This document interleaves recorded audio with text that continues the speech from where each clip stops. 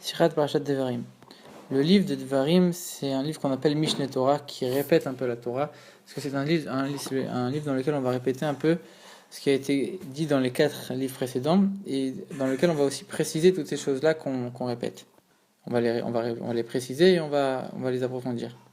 Et on dit, la Gemara, elle dit que ce livre-là de la Torah, Moshe, il l'a dit de lui-même. Et Tosfot, il rajoute là-dessus, il a dit avec Ruach HaKodesh. Alors, on sait très bien que le Ruach HaKodesh, l'esprit divin de Moshe Rabbeinu, on sait très bien qu'il était très élevé. Moshe, c'était le plus grand de tous les prophètes, donc c'est sûr qu'il avait un Ruach HaKodesh extrêmement élevé, et que tout ce qu'il disait, tout ce qu'il pensait, c'était forcément ce que Dieu il voulait penser, ce que Dieu il voulait dire. En plus de ça, on sait que le Rambam il tranche que tout celui qui pense qu'une seule lettre de la Torah, elle n'a pas été dite par Dieu lui-même, mais elle a été dite par Moshe, que c'est Moshe lui-même qui a dit, alors il est considéré comme s'il ne croit pas en la Torah. C'est-à-dire, ok, alors d'un côté, la Gemara elle te dit c'est Moshe qui l'a dit, d'un autre côté, le Rambam il te dit s'il y a un seul mot qui ne vient pas de Dieu, alors tu ne crois pas en la Torah. C'est-à-dire, en vérité, oui, c'est Moshe qui l'a dit, mais il n'a pas dit de lui-même. Il l'a dit avec Ruach HaKodesh, c'est-à-dire, il a juste transmis la parole de Dieu, c'est-à-dire que plus que transmettre la parole de Dieu. La parole de Dieu, elle s'est habillée complètement dans son corps et elle parlait à travers sa gorge. Donc ça, c'est le livre de Devarim. C'est quoi la différence avec les autres livres, puisqu'on sait que les autres livres aussi, c'est Moshe qui nous a transmis la Torah.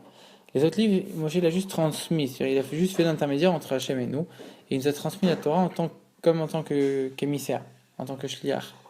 Alors que là, c'est Dieu lui-même qui a parlé à travers le corps même de Moshe.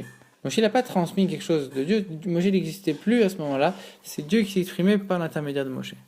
Et Rabbi il continue, il dit, c'est la même chose pour tous les prophètes, pour tous les chachamim qui sont venus dans les générations d'après, tous les prophètes, et tous les tanaïm, les amorim qui ont écrit la Gemara, tous les sages qui ont écrit la halacha, et etc. On sait que chaque chose qu'un sage il est amené à découvrir, il est amené à approfondir dans la Torah, en vérité, ça a été dit à Moshe sur le mont Sinaï, et que ça aussi c'est considéré comme la parole de Dieu véritablement.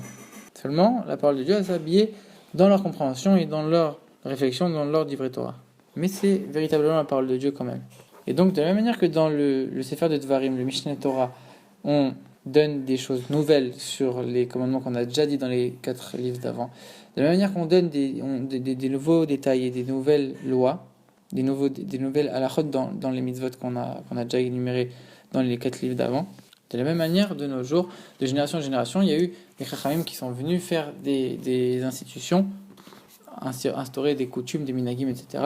Et le Moshe Rabbeinu qu'il y a eu dans chaque génération, on sait que dans chaque génération, il y a un sage qui a l'âme de Moshe Rabbeinu. Donc dans chaque génération, toutes leurs institutions, tous leurs minagim, toutes les coutumes qu'ils ont instituées, ça aussi, c'est la parole de Dieu véritablement, de la même manière que tout le reste qu'il y a eu avant, ça a été dit directement par Dieu. Maintenant, on voit que dans Barim, les choses qu'on a ajoutées, on voit que si on ne les avait pas dit, on n'aurait jamais pu comprendre complètement les lois qui avaient été dites dans les 4 livres d'avant.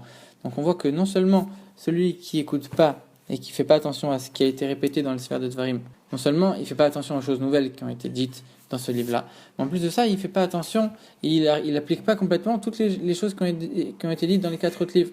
Donc de la même manière, celui qui applique pas les choses qui ont été dites par tous les chachamim en chaque génération, par le Moshe Rabbeinu de chaque génération, alors non seulement que les choses nouvelles qui sont instaurées pour sa génération, il n'a pas accompli, mais même les premières choses, elles ne sont pas complètes à cause de ça. C'est ça qu'on dit dans le verset Vayimin Bachem Ov Moshe Avdo, ils ont cru en Dieu et en Moshe. Et on explique là-dessus que celui qui croit en Moshe, il est considéré comme s'il croyait en Dieu. Et tout celui qui parle mal de Moshe, c'est comme s'il est considéré comme s'il parlait mal de Dieu. Celui qui croit en Dieu, il doit croire en Moshe. Ça, c'est un grand principe. Donc s'il pense que les dernières choses, elles sont nouvelles et qu'il ne doit pas les appliquer, alors même les premières choses qui sont dans le début de la Torah, même celles-là, elles ne sont pas complètes à cause du fait qu'ils ne veulent pas accomplir les dernières choses. Alors le Sefer de Devarim, il a été dit au Bnei Israël juste avant qu'ils rentrent en Eretz Israël, donc c'était pas la même génération que celle qui est sortie d'Égypte. Et le Sefer de Devarim, il a été dit justement à cette génération-là parce qu'elle allait rentrer en Eretz Israël. De la même manière qu'ils allaient rentrer en Eretz Israël pour travailler à la terre, pour faire en sorte que leur travail il va s'habiller dans les choses matérielles, ils vont habiller le divin dans les choses matérielles. De la même manière, Dieu il a besoin de leur parler en s'habillant à travers la personne de Moshe Rabbeinu, ce qui n'était pas le cas de la génération du désert, la génération d'avant, parce qu'ils n'avaient pas besoin d'habiller toute la divinité dans la nature. Ils étaient dans le désert, ils n'avaient pas besoin de rien, ils avaient le pain qui descendait du ciel, ils avaient le puits de Myriam, ils avaient toutes ces choses-là, ils disaient qu'ils n'avaient pas besoin d'habiller la divinité dans la nature. De la même manière, en chaque génération, Quand le niveau des générations a commencé à descendre, de la même manière, on a dû habiller encore plus dans la nature avec encore plus de vêtements et de voilements la divinité. Au début, on a habillé dans le corps de Moshe, c'était encore très sain. Après, on a encore habillé, c'était plus la Torah écrite, c'était devenu la Torah orale. On a encore habillé dans encore plus de raisonnements, etc. Et de génération en génération, avec la halakha, etc., avec le développement de la Torah tel qu'elle est aujourd'hui, on a encore habillé dans beaucoup de voiles de génération en génération. Au fur et à mesure que les générations descendaient de niveau, on a rajouté des voiles aux enseignements de la Torah qui étaient diffusés dans ces générations. C'est la seule manière de faire en sorte que la lumière divine de la Torah elle puisse atteindre aussi ces générations-là et qu'elle puisse descendre plus bas. Alors l'essence de la chose elle n'a pas changé. C'est vrai que c'est la parole de Dieu véritablement, la Torah, l'essence de la Torah elle n'a pas changé. C'est la même chose que les tout premiers livres de la Torah, comme on l'a dit. Et tous, c'est la parole de Dieu, elle a été dite par un seul berger fidèle qui est Moshe Rabbeinu, et Moshe Rabbeinu de chaque génération. La seule chose qui a changé c'est les vêtements et les voiles. On sait que le travail qui était pour la génération qui allait entrer en Israël, il était beaucoup plus élevé que le travail de ceux qui étaient dans le désert, parce que on sait que c'est justement en travaillant les choses matérielles qu'on attire l'essence de Dieu, on dévoile l'essence de Dieu. Parce que Dieu il a voulu faire de ce monde-là une demeure pour lui, il a créé ce monde-là pour qu'on fasse de ce monde-là des choses matérielles une demeure pour lui, c'est le but de la création du monde. Donc on attire plus l'essence de Dieu qui a voulu faire ça quand on fait notre travail dans les choses matérielles. Mais même quand ils sont entrés en Israël, ils avaient la bénédiction de Dieu, la bracha de Dieu, puisqu'ils voyaient toute leur réussite de manière complètement inattendue. Quand ils n'étaient plus dans le désert, ils n'avaient plus toutes ces choses spirituelles, ils étaient concrètement dans le monde matériel, mais ils savaient déjà qu'ils allaient avoir la bracha de Dieu. Donc c'était un voile, mais pas complet. Et de la même manière, de génération en génération, quand on a commencé à descendre de niveau, il y a eu de plus en plus de voiles, et on a commencé à descendre encore plus dans la matérialité. Donc on voit que finalement le travail il est plus élevé de génération en génération.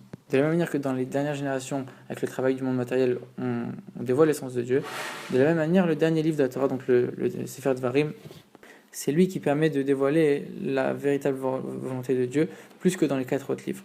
Donc c'est pour ça que plus on descend de génération, plus on voit que les chidushim de Torah et les nouveautés, les choses qui ont été nouvelles dans la Torah, toutes les institutions, les minhagim, les coutumes qui ont été instaurées après, dans les dernières générations, on voit qu'en vérité elles sont beaucoup plus élevées que les premières, telles qu'elles étaient dans les premières époques, les premiers livres de la Torah. Et par le fait qu'on accomplit toutes ces institutions-là qui sont dans notre génération, donc qui sont plus élevées, elles sont plus élevées, donc elles nous permettront d'arriver au niveau qui est le plus élevé, le niveau de la venue de Mashiach.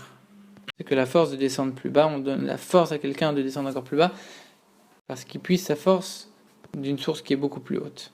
Et c'est pour ça que le Sefer de Devarim, qui est le dernier, qui on a dit apparemment le plus élevé, il se finit comment?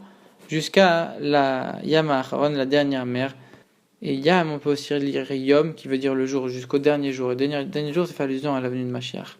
Donc ça veut dire que le dernier livre de la Torah, le Sefer de Devarim, donc on a dit qu'il représente les enseignements de chaque chef de la génération, de chaque Moshe Rabbeinu de la génération, et de chaque, même de chaque sage de la génération, qu'on a dit que chaque sage, il appelait un petit Moshe aussi.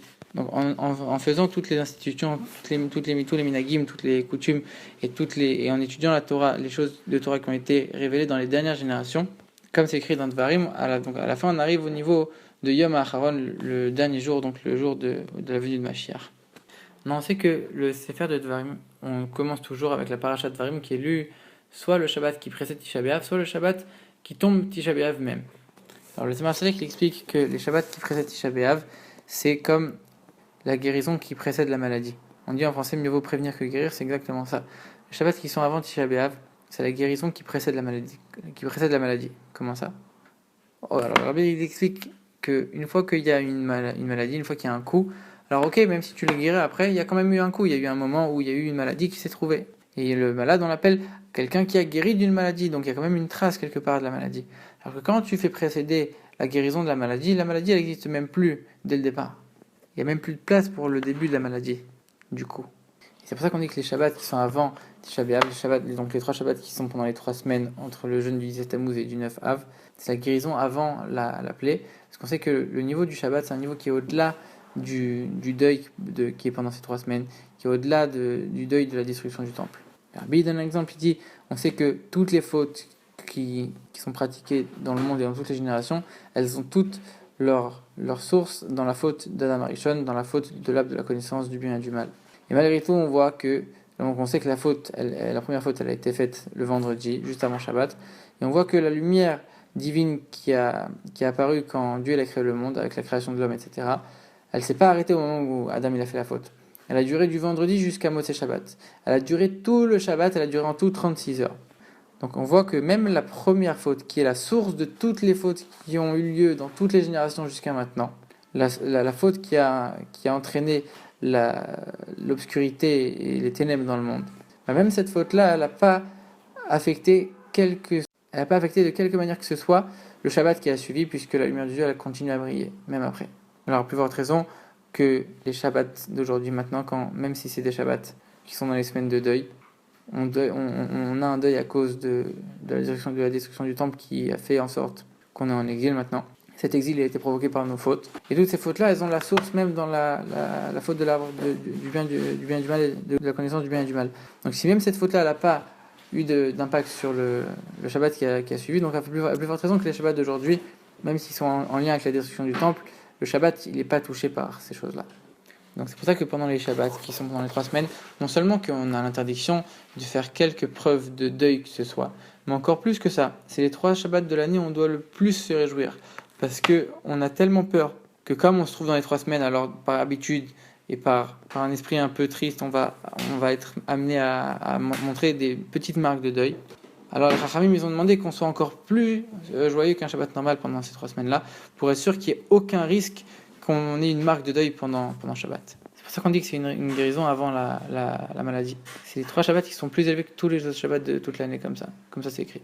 Il donne la force aux 3 semaines qu'elles se transforment en joie.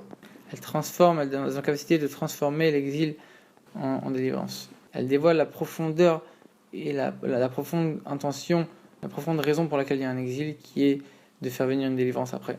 Elle soit un petit peu du goût qu'il y aura à la venue de Mashiach. Comme on dit sur Mashiach que c'est un jour qui sera entièrement Shabbat. Donc ces Shabbats-là, on goûte un peu la venue de Mashiach, la venue du grand Shabbat. C'est pour ça que, comme on l'a dit, la halakha nous interdit de faire preuve de deuil pendant Shabbat. Le Rabbi dit que son père, une fois, il y a quelqu'un qui est venu le voir en disant est-ce qu'il avait le droit de mettre des chaussures en lin pendant Shabbat. Et lui, il a dit que non, de peur que ce soit pris comme un signe de deuil. Alors il avait le droit de mettre des chaussures exclusivement qu'en cuir. Donc c'est pour ça qu'on a dit on commence à lire le Sefer de Dvarim ce Shabbat-là, le Shabbat qui est avant Tisha B'Av. Comme on l'a dit, c'est le livre de Dvarim, il se termine avec la mention de Yom HaAcharon, comme on l'a dit, Yom HaAcharon, le dernier jour, qui est le jour de la venue de Mashiach. Donc c'est un Shabbat qui commence à nous rappeler qu'au final, à la fin du livre, qu'est-ce qui va se passer, la venue de Mashiach.